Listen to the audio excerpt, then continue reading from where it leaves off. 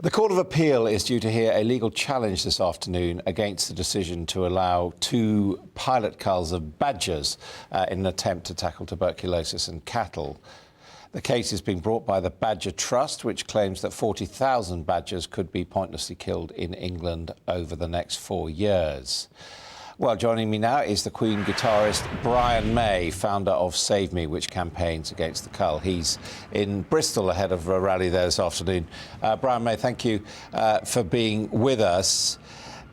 Do you accept that badgers do cause bovine tuberculosis in cattle? No. No, bovine TB is called bovine TB because it's a disease which is endemic to cattle. The cattle farming has given it to badgers, and there is no doubt that there is an interaction between the two communities, the two populations of cows and badgers.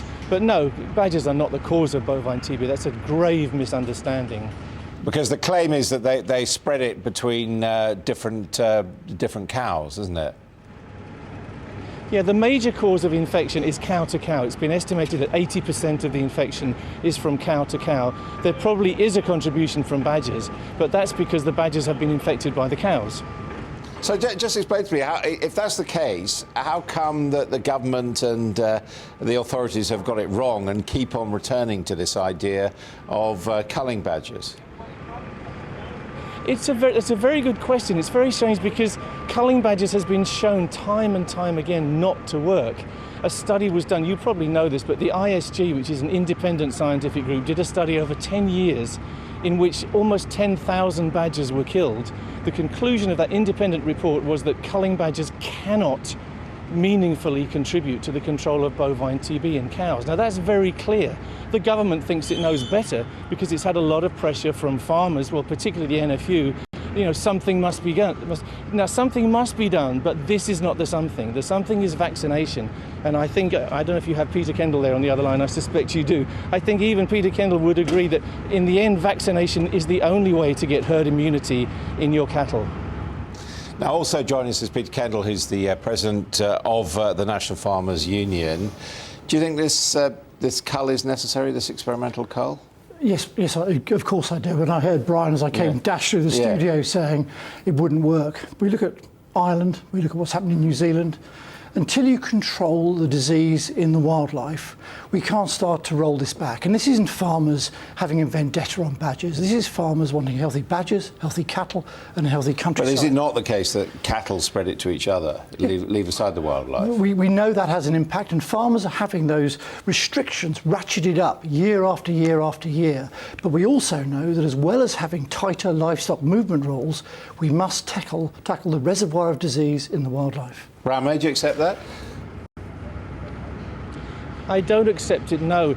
You know, it's a very popular thing to say in that community, you know, no epidemic of TB has ever been conquered except by attacking it in the reservoir as well. I would go further. I would say the truth of the matter is that the disease has never been conquered by culling methods. You know, if you look at Ireland, they've been culling, they've probably killed 60% of their badgers. They still have a huge bovine TB problem. This is not the way to do it, and I'm sure, you know, I hate to think that we have to go through all this bloodshed to prove it yet again.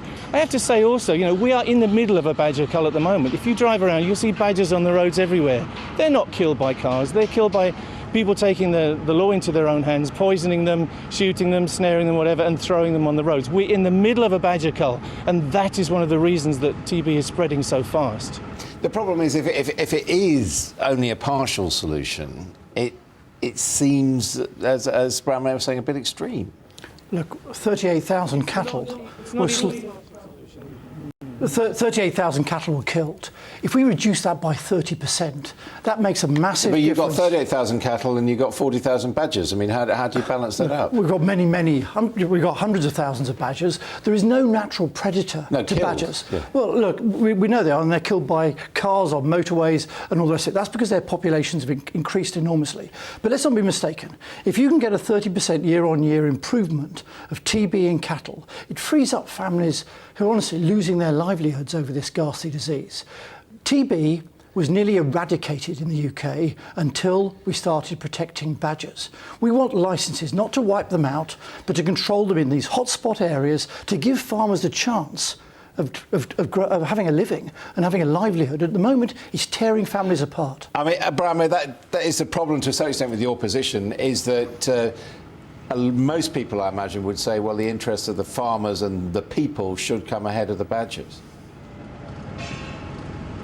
The interests of the farmers are very important, you know, but if your children, just let me say this to you, if your children were liable to die because of some disease if you bring them up in a certain place, would you bring them up there? That's what's happening. Farmers are continuing to bring cows up in an environment where they know they're going to get sick. This is madness, really. If you're in a TB hotspot, really you should not be doing this, you know, for whatever reason. Even if it's the badgers to blame or whoever's to blame, this has got to be a mistake. We, the taxpayer, are paying for cows to be continually brought up in a situation when they will get sick.